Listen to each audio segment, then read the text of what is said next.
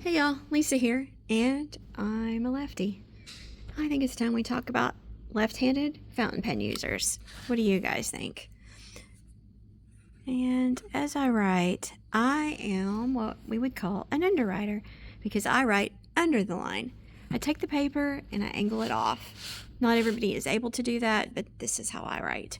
And another common method would be over the line users, often called people with a hook, and they write like this. I can't do it very well, as you can see, but they go over the line. And then the third common type of left-handed user would be what we would call the side writer. And the side writer kind of comes at it from the side, do. Hey, like that. So most of us began to adapt at an early age because the system that we grew up in wasn't really meant for left-handed folks. And so here's a few adaptations that I found. Let's take a closer look at the writing styles of lefties. So as an underwriter, turning the paper at an angle, I have found to be quite helpful. I was blessed because I have a grandma, an uncle, and 2 aunts that were also left-handed, so I had people to guide me. When I was in the 2nd grade, I had a left-handed teacher, and back when I was young, that was pretty rare.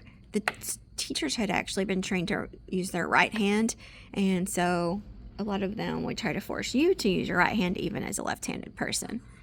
And I feel like that what a blessing it was for me to be able to have somebody to guide me at the age that I needed to learn how to hold my pen correctly.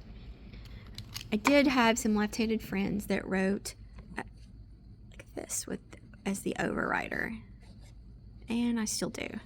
I don't know how they do it, but they do. You can see the writing really nicely, but the advantage to writing like this is because of how they come at it, the paper, when they come at this angle like this, they actually have the angle that pulls instead of pushes, as most lefties. So while the overwriter is going to experience the handwriting more like a right-handed user as far as how they feel against the page, the side and underwriter push against the paper, and that results in a little bit rougher writing experience than the person who was an overwriter.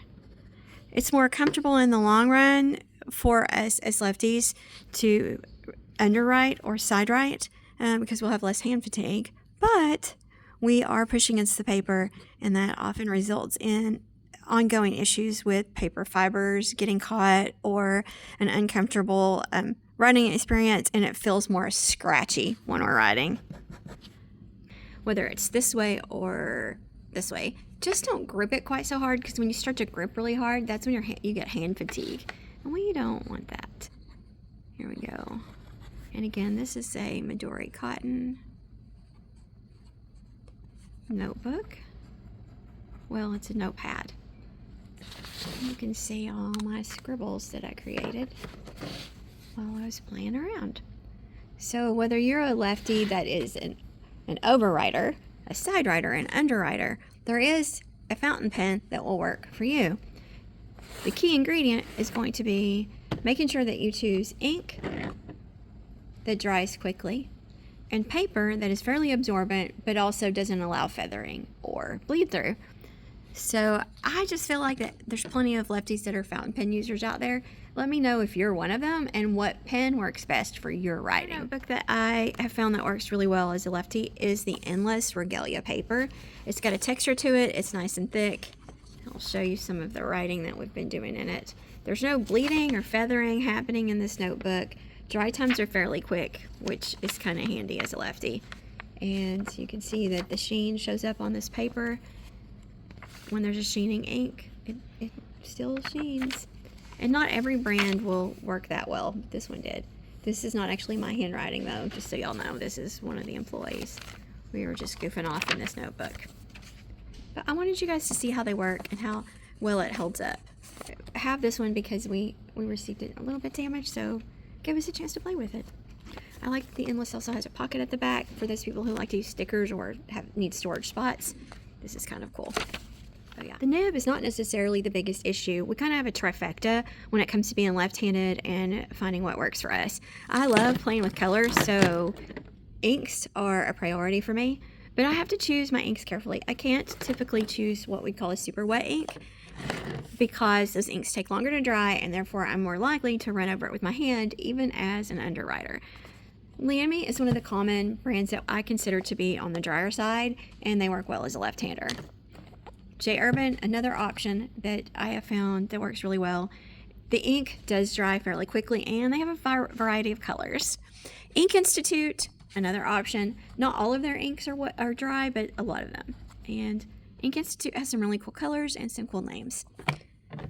Califolio, it's out of France. It's probably my personal favorite, and I find it to be a well-balanced ink. It shows some shading. You're not going to see what we call sheeners in this brand, but it works well. And then we have to consider the paper. So we've talked about the ink just a minute, but also the paper really matters whenever you're a left-handed user. Not just how you hold the paper, but the type of paper and the type of coating that you'll find on the paper. I personally am able to use a broad nib,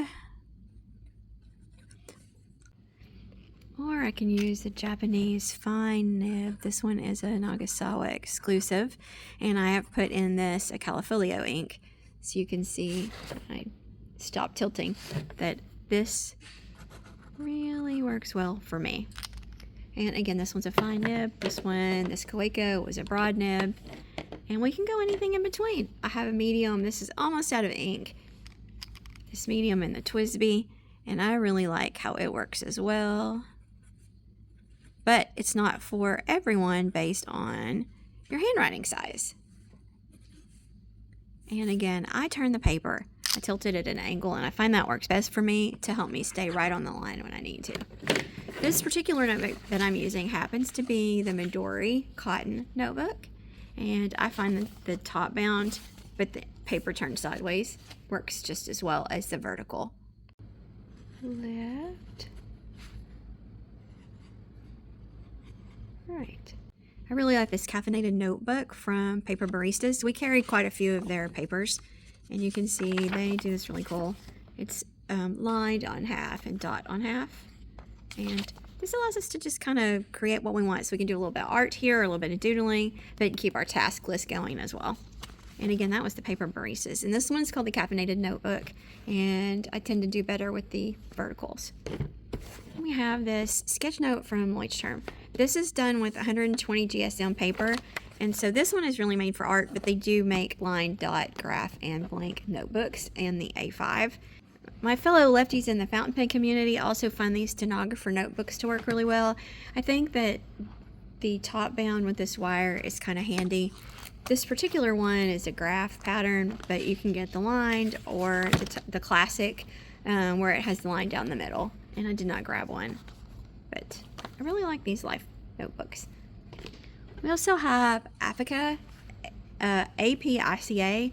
This was a test notebook that we have here at the store, and it's been used by a lot of customers, but you can see it's just a lined notebook. It lays flat, so as a lefty, that's kind of a handy.